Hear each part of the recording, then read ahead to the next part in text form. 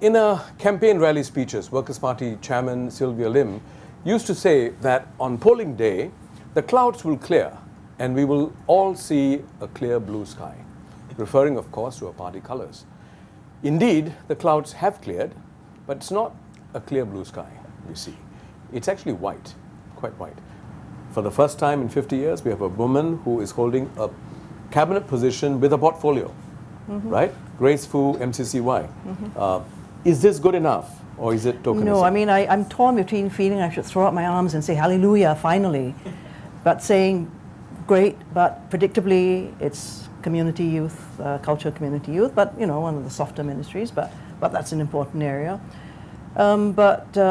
Just before the elections, Aware put out this list. We said to political parties, this is how you can win the vote of women.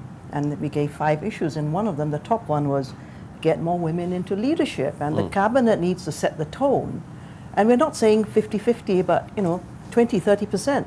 So you've got a cabinet of 20, which means 4, 5, 6 women. They're not incapable women out there. Catherine Lim talked about the great affective divide between the government and the people. Looking at the results of this election, it looks like the affective divide could very well be between the intelligentsia and the people. You know, I'm not sure where that affective divide is, because obviously for a vast majority of the people, the bread and butter issues were more important. And I think, Alex, you pointed to that as well. Yes, Very temporary. I've always felt that bread and butter issues have never been given their due when we discuss the politics of Singapore, the electoral politics.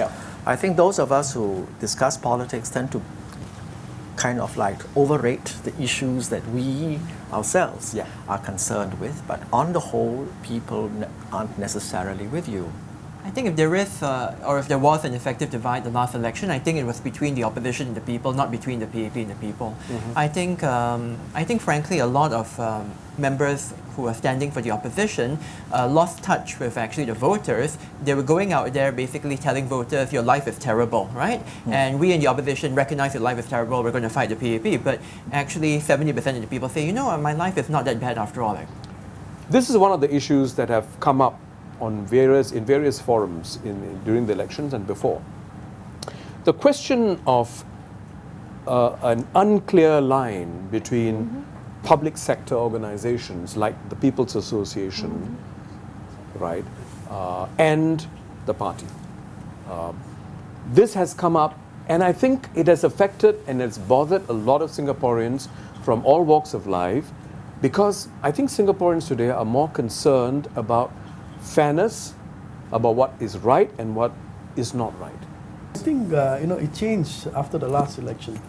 What changed? In Aljunied, the grassroots advisors were not the candidates, PAP candidates who lost the election. There was a clear distinction between party and PA in Aljunied. No, but in Aljunied they still could not. The no, that's another issue. But I'm saying that the losing candidates, PAP candidates, were not appointed advisors of the People Association grassroots organization in the last one. So that was, different from what it was in the past. So there has been some change. So if you go look at Aljunied right now, all the candidates were never advisors to grassroots organizations, and there were separate people. You mean the PAP candidates who lost? The PAP candidates lost, and so the grassroots advisors were very senior grassroots leaders who have been around for a long time.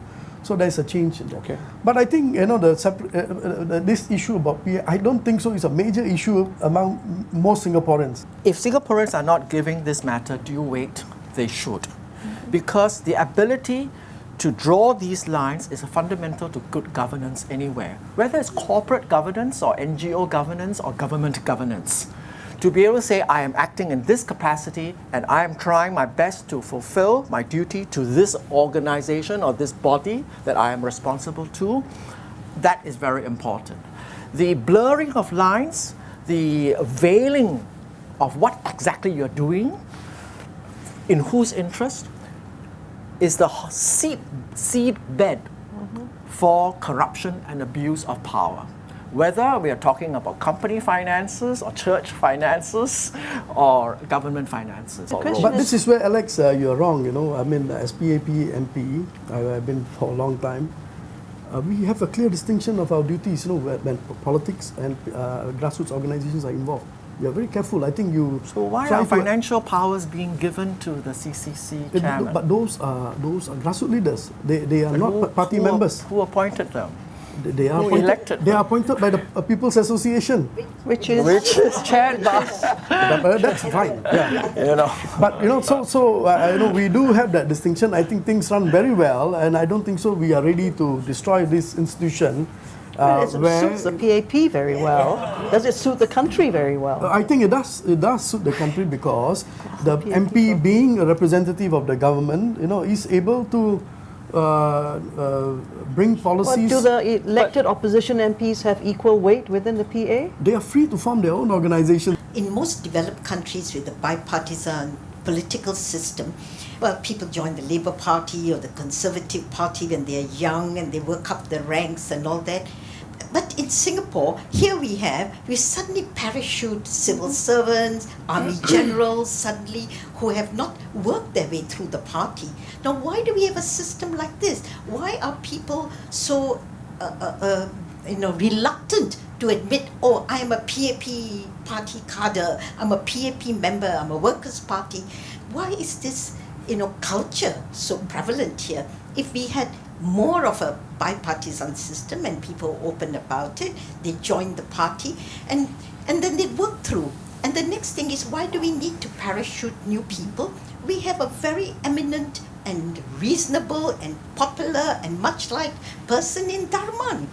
He can always be the next Prime Minister. So why is this rush to look for new faces and new personalities? I mean, the Prime Minister is in good health. I'm sure he can stay for as long as he wants to. I'm reminded of a Shakespearean line Yes. in Merchant of Venice. Mistake me not for my complexion. Well, Maybe. if we talk of meritocracy and we want to prove the point, let's not make it an empty promise. Then it's time to get Dharman as the next Prime Minister, and then we don't have to worry about, is the fourth generation ready, this ready? He's outstanding. I mean, I have great respect for Dharman, and I certainly think he's probably the best the PAP has to offer. He's fantastic, but I think the issue is that I believe Lee Hsien Loong is about 63 and Dharman is 58. So it's probably the age difference that's not so wide. That's why he's not being considered for the next PM. They probably want someone younger who can take the PAP I for guess the next the issue has come couple up of decades. because PM has actually said that he may step down soon, and if so, who is the next person?